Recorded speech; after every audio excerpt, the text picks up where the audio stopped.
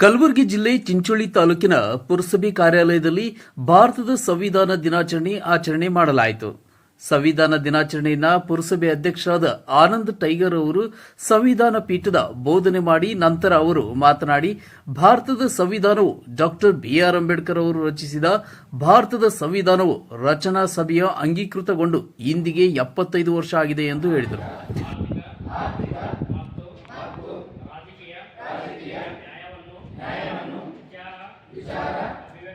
ಅಭಿವ್ಯಕ್ತಿ ನಂಬಿಕೆ ಧರ್ಮ ಮತ್ತು ಉಪಾಸನೆಯ ಸ್ವಾತಂತ್ರ್ಯವನ್ನು ಸ್ಥಾನಮಾನ ಮತ್ತು ಅವಕಾಶಗಳ ಸಮಾನತೆಯನ್ನು ದೊರೆಯುವಂತೆ ಮಾಡುವುದಕ್ಕಾಗಿ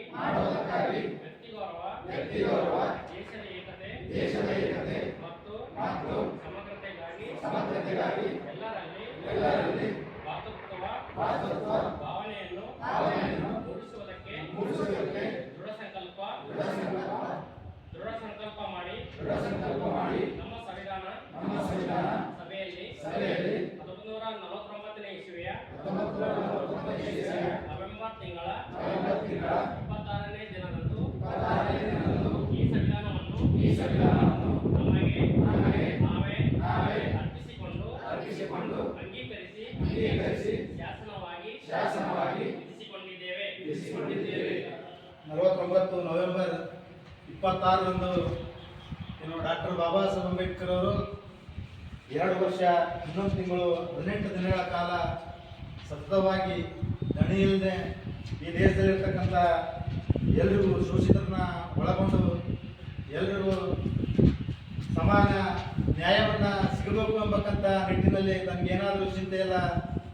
ಈ ದೇಶದಲ್ಲಿರ್ತಕ್ಕಂಥ ಏನು ದಲಿತರು, ಹಿಂದುಳಿದರು, ಅಲ್ಪಸಂಖ್ಯಾತರು, ಈ ದೇಶದಲ್ಲಿ ತುಳಿತಕ್ಕೊಳಪಟ್ಟಿರ್ತಕ್ಕಂಥ ಎಲ್ಲ ಜನತೆ ಎಲ್ಲರೂ ಕೂಡ ಆರ್ಥಿಕವಾಗಿ, ಸಾಮಾಜಿಕವಾಗಿ, ಶೈಕ್ಷಣಿಕವಾಗಿ, ರಾಜಕೀಯವಾಗಿ ಎಲ್ಲರೂ ಸಮಾನರಾಗಬೇಕು, ಎಲ್ಲರಿಗೂ ನ್ಯಾಯ ಸಿಗಬೇಕು ಎಂಬಕ್ಕಂಥ ನಿಟ್ಟಿನಲ್ಲಿ ಡಾಕ್ಟರ್ ಬಾಬಾ ಸಾಹೇಬ್ ಅಂಬೇಡ್ಕರ್ ಅವರು ನವೆಂಬರ್ 26, 1949ರಂದು ಈ ದೇಶಕ್ಕೆ ಸಂವಿಧಾನವನ್ನು ಬರೆದು ಏನು ಅರ್ಪಣೆ ಮಾಡಿರ್ತಕ್ಕಂಥದ್ದು. ಇವತ್ತು ಅವರು ಬರೆದಿರ್ತಕ್ಕಂಥ ಸಂವಿಧಾನ ಏನು ಪಾರ್ಲಿಮೆಂಟ್ನಲ್ಲಿ ಅಂಗೀಕಾರ ಆಗಿರ್ತಕ್ಕಂಥ ದಿನವನ್ನು ಇವತ್ತು ನಾವು ಸಂವಿಧಾನ ದಿನವನ್ನಾಗಿ ಆಚರಣೆ ಮಾಡ್ತಾ ಇದ್ದೀವಿ. ಇವತ್ತು ಡಾಕ್ಟರ್ ಬಾಬಾ ಸಾಹೇಬ್ ಅಂಬೇಡ್ಕರ್ ಹೇಳಿದಾಗೆ ಈ ಭೂಮಿ ಮೇಲೆ ಹುಟ್ಟಿರ್ತಕ್ಕಂಥ ಪ್ರತಿಯೊಬ್ಬ ವ್ಯಕ್ತಿಯೂ ಕೂಡ ತಾನು ಸ್ವಾಭಿಮಾನದಿಂದ, ಆತ್ಮಗೌರವದಿಂದ, ನೆಮ್ಮದಿಯಿಂದ ಬದುಕಲಿಕ್ಕೆ ಇಚ್ಛಿಸ್ತಾನೆ. ಈಗಾಗಲೇ ಸಮಾಜದಲ್ಲಿ ಆತ್ಮಗೌರವದಿಂದ ಬದುಕಲು ಕಲಿಯಿರಿ ಎಂಬಕ್ಕಂಥದ್ದನ್ನ ಸಂದೇಶವನ್ನು ನೀಡಿರ್ತಕ್ಕಂಥದ್ದು ನಾವೆಲ್ಲ ನೋಡ್ತಾ ಇದ್ದೀವಿ. ಹಾಗಾಗಿ ಈ ರೀತಿ ದೇಶದಲ್ಲಿ ಬದುಕಬೇಕಾದ್ರೆ ಅದಕ್ಕೆ ಈ ದೇಶದಲ್ಲಿ ಅದನ್ನೇ ಅದನ್ನ ಉಲ್ಲಂಘಿಸುವುದನ್ನ ಏನು ಶಿಕ್ಷೆಯನ್ನ ನಿರ್ಧರಿಸುವಂತ ಕೆಲಸ ನ್ಯಾಯಾಲಯಕ್ಕಿದೆ. ಇಂಥ ಸರ್ಕಾರ ಯಾವ ರೀತಿ ರಚನೆ ಆಗಬೇಕು, ನ್ಯಾಯಾಲಯಗಳು ಯಾವ ರೀತಿ ಶಿಕ್ಷೆಯನ್ನ, ಯಾವ ಅನುಚ್ಛೇದದಲ್ಲಿ ಶಿಕ್ಷೆಯನ್ನ ಜಾರಿ ಮಾಡಬೇಕು ಎಂಬಕ್ಕಂಥ ಒಂದು ನಿರ್ದೇಶನ ಮತ್ತು ಈ ಭಾರತದಲ್ಲಿರ್ತಕ್ಕಂಥ ಎಲ್ಲ ವ್ಯಕ್ತಿ, ಪ್ರಜೆಗಳು ಮತ್ತು ಭೂಮಿ ಮೇಲೆ ಇರ್ತಕ್ಕಂಥ ಎಲ್ಲ ಪ್ರಾಣಿ ಪಕ್ಷಿಗಳ ರಕ್ಷಣೆಗೆ ಶಾಸಕಾಂಗ, ಕಾರ್ಯಾಂಗ, ನ್ಯಾಯಾಂಗ ಏನು ನಿಂತದ ಅದಕ್ಕೆಲ್ಲ ನಿರ್ದೇಶನವನ್ನ ನೀಡತಕ್ಕಂಥದ್ದು ಇದೇ ಭಾರತೀಯ ಸಂವಿಧಾನ ಎಂಬಕ್ಕಂಥದ್ದು. ಇವತ್ತು ಭಾರತದ ಸಂವಿಧಾನ, ಬಾಬಾ ಸಾಹೇಬ್ ಹೊರಟಿರ್ತಕ್ಕಂಥ ಸಂವಿಧಾನ 395 ವಿಧಿಗಳು, 22 ಭಾಗಗಳಾಗಿ 12 ಅನುಚ್ಛೇದಗಳನ್ನು ಒಳಗೊಂಡು ಭಾರತದ ಸಂವಿಧಾನವನ್ನು ನಾವು ರಚನೆ ಮಾಡ್ಕೊಂಡಿದ್ದೀವಿ. ಇವತ್ತು ಬಾಬಾ ಸಾಹೇಬ್ ಹೇಳಿದಾಗೆ ಏನು ಬಾಬಾ ಸಾಹೇಬ್ ಪಾರ್ಲಿಮೆಂಟ್ಗೆ ಹೋಗಿ ಭಾರತದ ಸಂವಿಧಾನವನ್ನು ಅರ್ಪಿಸಿ ಹೊರ ಬರ್ತಕ್ಕಂಥ ಸಂದರ್ಭದಲ್ಲಿ ಇರ್ತಕ್ಕಂಥ ಪತ್ರಕರ್ತರು ಬಾಬಾ ಸಾಹೇಬ್ ಪ್ರಶ್ನೆ ಏನು ಮಾಡ್ತಾರೆ. ಆ ಬಾಬಾ ಸಾಹೇಬ್ ಪ್ರಶ್ನೆಯನ್ನ ಏನಕ್ಕೆ ಮಾಡ್ತಾರೆ ಅಂದ್ರೆ, ನೀವು ಬರೆದಿರ್ತಕ್ಕಂಥ ಸಂವಿಧಾನ ಯಾವ ರೀತಿ ಇದೆ ಎಂಬಕ್ಕಂಥ ಪ್ರಶ್ನೆ ಏನು ಮಾಡಿದಾಗ ಬಾಬಾ ಸಾಹೇಬ್ ಹೇಳ್ತಾರೆ, ನಾನು ಬರೆದಿರ್ತಕ್ಕಂಥ ಸಂವಿಧಾನ, ಭಾರತದ ಸಂವಿಧಾನ ಶ್ರೇಷ್ಠವಾದ ಸಂವಿಧಾನವನ್ನು ಬರೆದು ನನ್ನ ಭಾರತಕ್ಕೆ ಅರ್ಪಿಸಿದ್ದೀನಿ.